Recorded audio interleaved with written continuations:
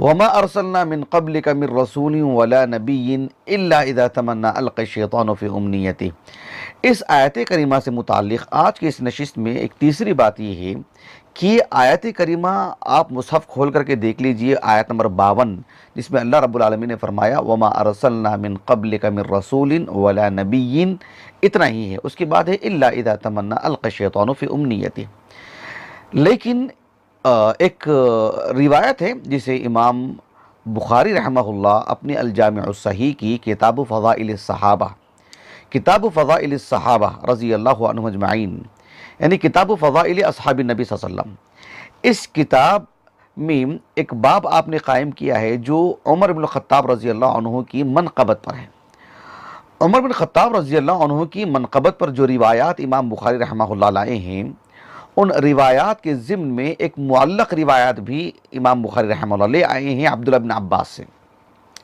کہ عبداللہ بن عباس رضی اللہ عنہما اس آیت کریمہ سے متعلق جو قرات آپ سے ثابت ہے وہ یہ کہ وَمَا أَرْسَلْنَا مِن قَبْلِكَ مِن رَسُولٍ وَلَا نَبِيٍّ وَلَا مُحَدَّثٍ، ایک زائد لفظ ہے وَلَا مُحَدَّث۔ یہ روایت امام بخاری رحمہ اللہ معلق یعنی اپنی تعلیقات میں لائے ہیں، اس کو بطور معلق روایت لائے ہیں۔ حافظ ابن حجر رحمہ اللہ نے فتح الباری میں اس معلق روایت سے متعلق 3 باتیں آپ نے کہی ہیں۔ پہلی بات آپ نے یہ کہی کہ کأن ابن عباس زاد فیہا ولا محدث، کہ عبداللہ بن عباس رضی اللہ عنہما کی جو قرات ہے اس میں محدث کا لفظ جو ہے یہاں پر زائد ہے، کہ وما ارسلنا من قبلک من رسول ولا نبی ولا محدث۔ دوسری بات حافظ ابن حجر رحمہ اللہ نے اس اثر کی تخریج کرتے ہوئے کہا کہ اخرجہ سفیان ابن عیینہ فی اواخر جامعہ، کہا کہ سفیان ابن عیینہ رحمہ اللہ اپنی جامع کے اواخر میں اس روایت کو لائے ہیں۔ اور یہ بھی آپ نے کہا کہ وعبد بن حمید من طریقہ، واخرجہ عبد بن حمید من طریقہ، عبد بن حمید رحمہ اللہ 249 ہجری سنہ وفات ہے آپ کا، کہا کہ انہوں نے سفیان ابن عیینہ رحمہ اللہ ہی کی طریق سے اس روایت کو لائے ہیں، یا گویا کہ اپنی سند سے لے کر آئے ہیں۔ کون؟ عبد بن حمید، دونوں اس کے معنی ہو سکتے ہیں۔ ظن غالب یہ ہے کہ عبد بن حمید رحمہ اللہ اپنی طریق سے اس روایت کو لائے ہیں۔ دوسری بات یہ کہی۔ تیسری بات اس پر حکم لگاتے ہوئے حافظ بن حجر رحمہ اللہ نے کہا کہ یہ جو کہا کہ وَإِسْنَادُهُ إِلَى ابْنِ عَبَّاسٍ صَحِيحٌ، یعنی اس روایت کی جو عبد بن حمید سے یا سفیان ابن عیینہ سے اپنی کتابوں میں جو اسناد ہے، اس سند ہے، یہ عبداللہ بن عباس تک رضی اللہ عنہما بسند صحیح ثابت ہے۔ یہ گویا کہ 3 باتیں آپ نے کہی ہیں۔ تغلیق التعلیق جو حافظ بن حجر رحمہ اللہ کی مشہور، معروف اور بہت معتبر کتاب ہے، اس میں بھی حافظ بن حجر رحمہ اللہ نے اس کا دراسہ کیا اور قدر تفصیل سے اس بات کو لکھا۔ آپ نے کہا کہ سفیان ابن عیینہ رحمہ اللہ اپنی جامع کے اواخر میں اس روایت کو لائے ہیں، اور یہ بھی کہا کہ عبد بن حمید کی کون سی کتاب ہے اس کا بھی آپ نے جو ذکر کیا ہے۔ عبد بن حمید رحمہ اللہ کی جو مسند ہے المنتخب کے نام سے، وہ تو ہمارے پاس موجود ہے 3 جلدوں میں، اس میں یہ روایت نہیں ہے۔ عبد بن حمید رحمہ اللہ کی تفسیر کا آپ نے حوالہ دیا ہے، وہ تو ہمارے پاس نہیں ہے۔ کہا کہ عبد بن حمید رحمہ اللہ نے اپنی تفسیر میں جس سند سے لائے ہیں وہ ابو نعیم الفضل بن الدکین سے، یعنی الکوفی جو معروف عالم دین ہے، ابو نعیم الکوفی رحمہ اللہ، وہ اپنے استاذ ابن تمیلہ سے، وہ اپنے استاذ عمرو ابن دینار سے، اور عمرو ابن دینار رحمہ اللہ یہ کہتے ہیں کہ کان ابن عباس رضی اللہ عنہما یقرأ، یعنی عبداللہ بن عباس رضی اللہ عنہما اس آیت کریمہ کو ایسا پڑھا کرتے تھے وما ارسلنا من قبلک من رسول ولا نبی ولا محدث، اس اعتبار سے ان کی قرات ہوا کرتی تھی۔ اور حافظ ابن حجر رحمہ اللہ نے وہاں پر بھی اس کی اسناد کو صحیح کہا ہے۔ اتنی ہی بات ابن حجر رحمہ اللہ نے کہی ہے، اس قرات کے متواتر اور شاذ ہونے سے متعلق کوئی گفتگو نہیں فرمائے ہیں۔ رہا مسئلہ موسوعۃ التفسیر المأثور، جو آج کی اس دور کی ایک انوکھی تفسیر ہے اور بالکل تفسیر المأثور کا شاہکار ہے، اور اس میں مکمل طور پر جو ہے اس کا دراسہ کیا گیا ہے، اور جو ہے سبھی کتابوں سے جو تفسیر المأثور جسے ہم کہتے ہیں تفسیر المأثور،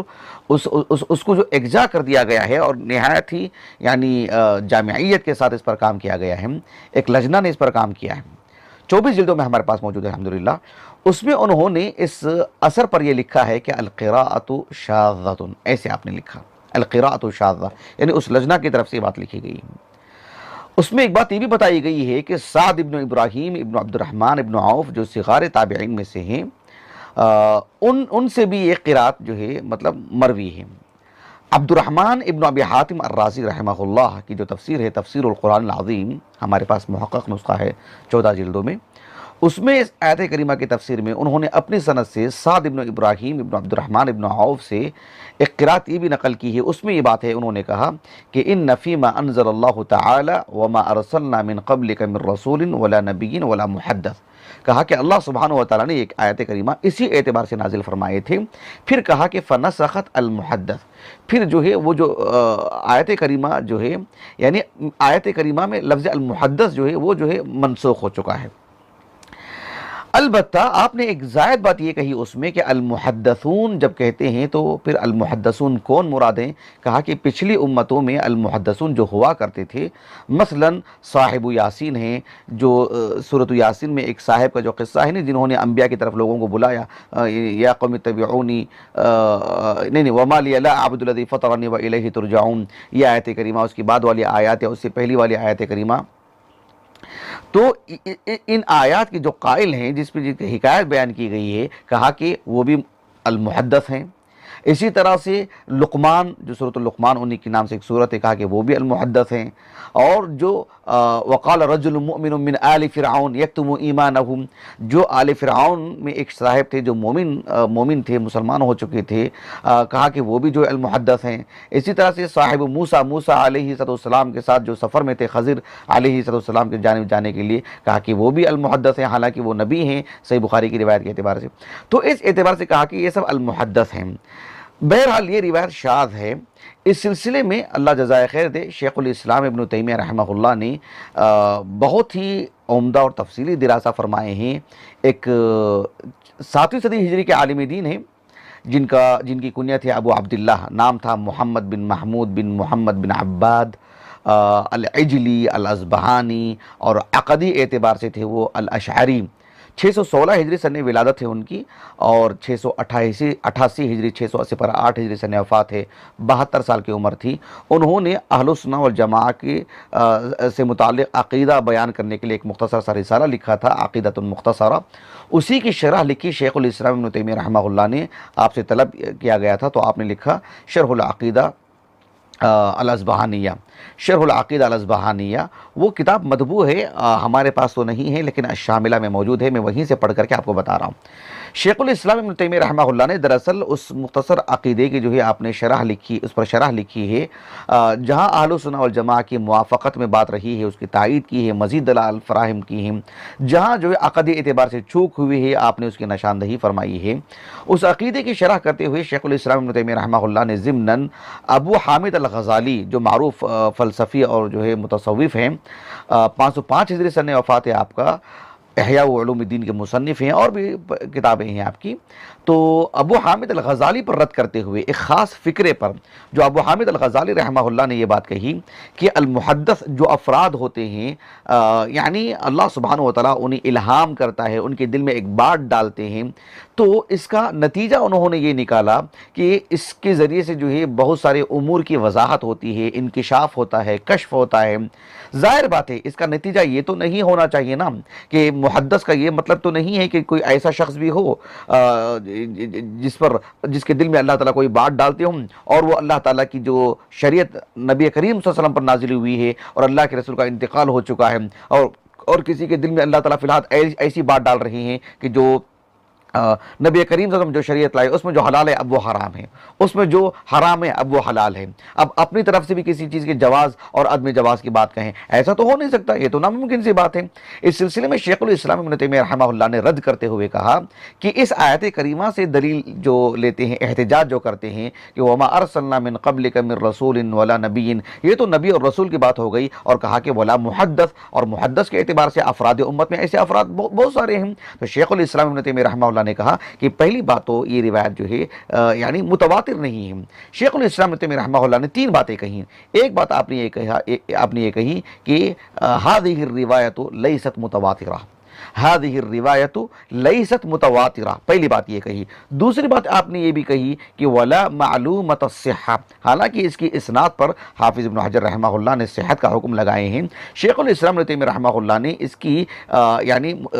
اس روایت کا شاذ ہونا قرار کہا ہے، جو کہ متعدد اصحاب علم نے کہی ہیں۔ رہا مسئلہ اس کی صحت کا تو کہا کہ ولا معلومۃ الصحہ، اور نتیجے کے طور پر آپ نے تیسری بات کہی کہ ولا یجوز الاحتجاج بها فی اصول الدین، عقدی امور میں اس شاذ روایت سے احتجاج نہیں کیا جا سکتا، استدلال نہیں کیا جا سکتا ہے۔ یہ بات ابن تیمیہ نے کہی رحمہ اللہ۔ شیخ الاسلام ابن تیمیہ رحمہ اللہ نے دراصل یہ جو بات کہی ہے بہت ہی اہمیت کے حامل ہے، اس لیے کہ اللہ کے رسول علیہ السلام سے پہلے کی جو ادوار رہے ہیں اس میں اللہ کے رسول آئے ہیں، اللہ کے نبی آئے ہیں، اور اللہ سبحانہ و تعالیٰ نے معاشرے میں ایسے مسلمانوں کو بھی رکھے ہیں جو محدث ہیں، جو کہ ملہم ہیں، جن کو اللہ رب العالمین نے وقتیہ طور پر کوئی بات ان کے دل میں ڈالتے ہیں، اور حالات کی نزاکت ایسی ہوتی ہے کہ یہ امت مسلمہ کی یا جو اس دور میں امت مسلمہ رہی ہے ان کی رہنمائی کرتے ہیں، حالانکہ وہ نبی اور رسول نہیں ہیں، محدث ہیں۔ اس دور میں ابن تیمیہ رحمہ اللہ نے کہا کہ اس دور کے ایک حاجت ہے کہ ایک دور میں ایک نبی سے بات پوری نہیں ہوتی ہے، ایک ہی جگہ میں 2 نبی آتے ہیں، ایک ہی جگہ میں 3 نبی آتے ہیں، کبھی تیسری کی جگہ چوتھا جو ہے ایک محدث شخص بھی رہتا ہے۔ اگر مان بھی لیا جائے صاحب یاسین اگر محدث ہیں، اگر مان بھی لیا جائے آل فرعون میں سے جو تھے وہ محدث تھے، لقمان محدث تھے، تو نبی کی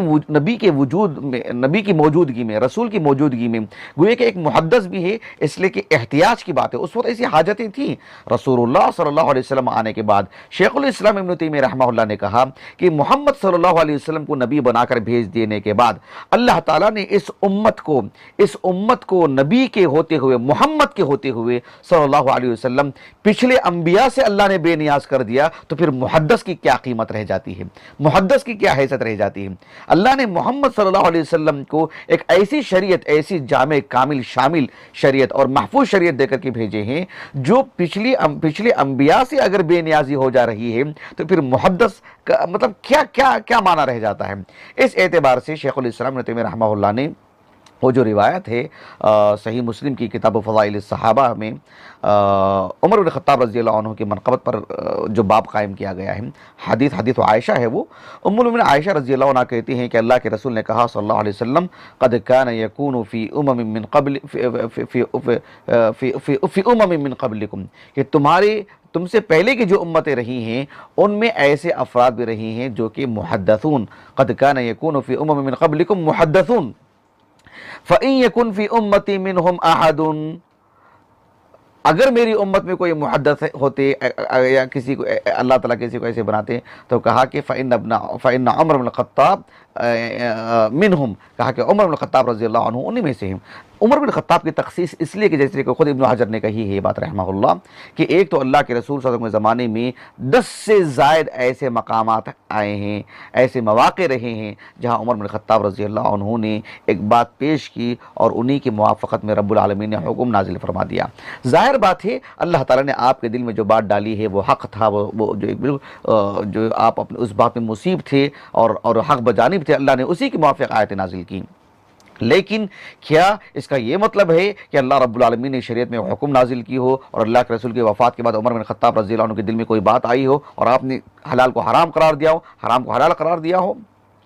ایسا نہ ثابت ہے نہ عمر بن خطاب رضی اللہ عنہ کے دل میں کبھی ایسا خیال چھو کر گزرا ہو، لیکن ماں بعد کے لوگوں نے اپنی طرف سے کشف سے متعلق جو تصوف میں جو غلو جن لوگوں نے کیا ہے تو انہوں نے جو ہے اس کو ایک طرح سے یعنی ایک تشریعی حق دے دیا ہے اس کو۔ تو اس اعتبار سے شیخ الاسلام ابن تیمیہ رحمہ اللہ نے ایک تو اس روایت کا شاذ ہونا، اس کا بلکہ صحت پر آپ نے گفتگو فرمائی، پھر نتیجے کے طور پر عقدی امور میں سے استدلال کرنا اس میں کتنی خطورت ہے اس کو بھی آپ نے بیان کیا ہے۔ بہرحال یہ جو محدث لفظ ہے یہ ایک شاذ قرات ہے، اگر اس کو صحیح مان بھی لیا جائے تو بس اس حد تک کہ جو ہے اللہ سبحانہ و تعالیٰ یعنی ایک پیچیدگی جہاں آتی ہے، اجتہادی امور میں جہاں ایک طرح کی جو ہے مطلب پریشانی آتی ہے ایک مجتہد کو، تو اللہ سبحانہ و تعالیٰ انہیں الہام کرتے ہیں، انہیں ایک راہ بتاتے ہیں، کتاب و سنت کی طرف سے کوئی دلیل ان کو فراہم کر دیتے ہیں، یعنی آیت سے ایک انوکھا استدلال وہ کر لیتے ہیں، رسول اللہ کی بات کو اللہ کے رسول کی سیرت سے علیہ السلام ایک استدلال ان کا ہوتا ہے جو کہ بالکل اصول اصول اور جو ہے ضوابط کی روشنی میں رہتا ہے، جو ایک طرح کی انوکھی بات رہتی ہے، اور جو ہے امت کے لیے ایک رہنما اصول وہ بن جاتا ہے، اس حد تک ہی وہ بات ہے۔ ایسی عمر بن خطاب رضی اللہ عنہ کی زندگی سے بہت ساری باتیں ملتی ہیں۔ اسی تناظر میں اگر مان لیا جائے، محدث لفظ اگر درست مان لیا جائے اس اعتبار سے، آیت کریمہ کا تو وہ حصہ نہیں ہے، لیکن اس روایت کو اگر درست مان لیا جائے تو پھر یہ بات بنتی ہے۔